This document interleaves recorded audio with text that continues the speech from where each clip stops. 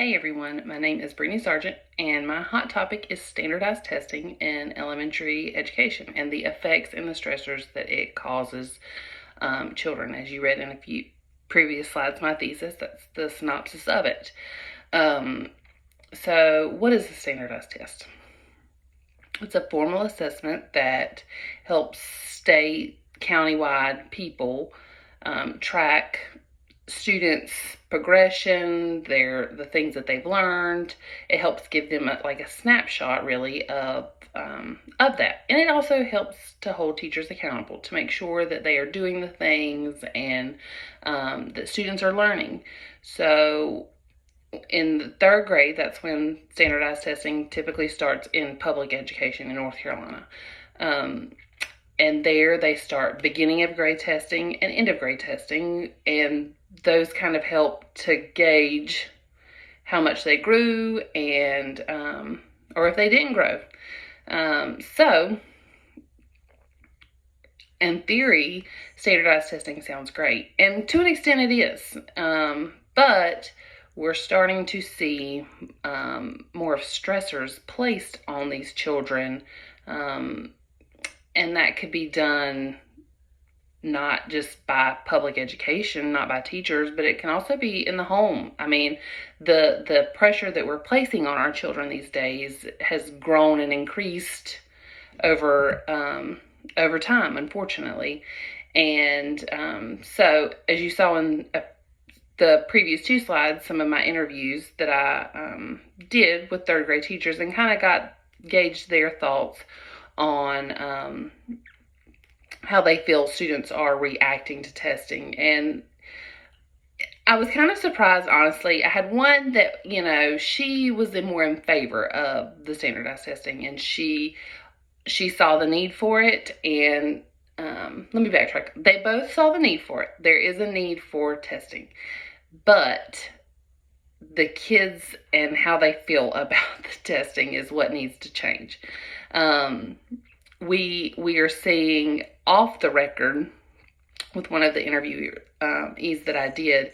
She explained to me that she has almost half of her students that are in like a counseling type program that the school offers for testing anxiety, which is crazy to me in the third grade, that these students need help to kind of work through those emotions and to help them be able to test. But that's awesome that they offer that, but not everywhere offers that. And, a lot of those students that she saw, are your students that are not at the top level, which a lot of those tests are kind of catered to. You're giving run-of-the-mill stuff, but you're asked to differentiate lessons all through the year to help these students with gaps or struggle in areas.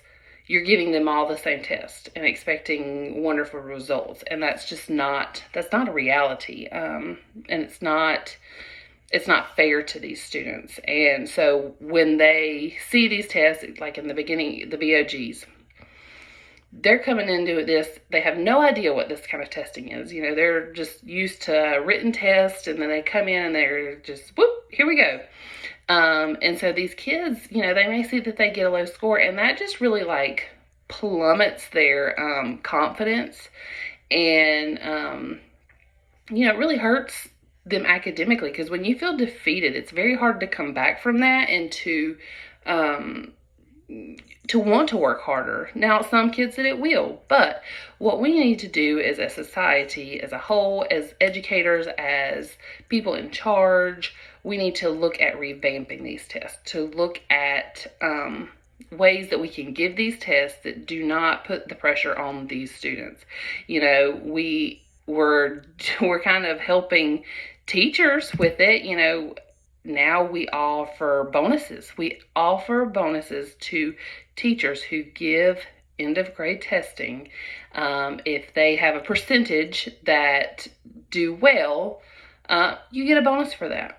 That's a whole derailment of a conversation, but you offer some money to somebody, and they're gonna want to tell their students, like, let's do our best, let's really do this. And these kids are like, oh, I might give it my all, but it's not going to be the best. And so they feel that kind of brings on that anxiety. It triggers it, right? And not to say that all teachers do that. They don't. I have been in classrooms where teachers emphasize, like, this is not going to make or break you. It is not. I have been with you all throughout the school year. I have seen what you have done. I have witnessed it, and I know what kind of student you are, and this test does not define you. Now, there's a flip side to that conversation, and you get students who won't try. They hear that and they're like, oh, well, it doesn't matter. That's fine. I don't have to try. There's going to be no consequences to it. I can move on. No child left behind, although that's not the rule that's in effect now, or not rule, but law.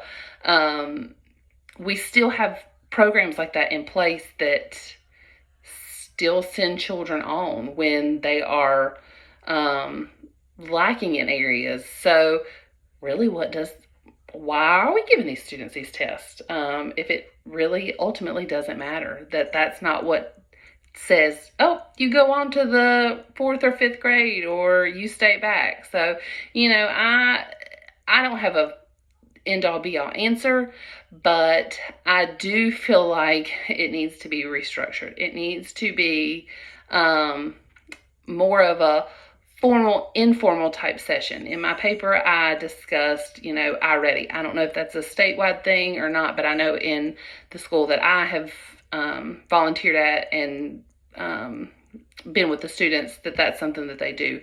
And I know that they do kind of little check-ins. And I think it would be cool if you could kind of if it was just a 20-minute thing a week that they did that kind of went off of what what the state mandates that you're teaching or whatever, so that way, not only are you getting a better snapshot because it's fresh on their mind, they're able to recall the things, you're also able to kind of see the gaps in children and where they might need help. So something like that would be great. I don't know that it will change, and I hope that it does for these students, because it's sad to see the pressure that it puts on them for really. It is a good reason, but there are better ways to gauge that. So it was a very interesting topic. I really enjoyed my time working on it. Thank you.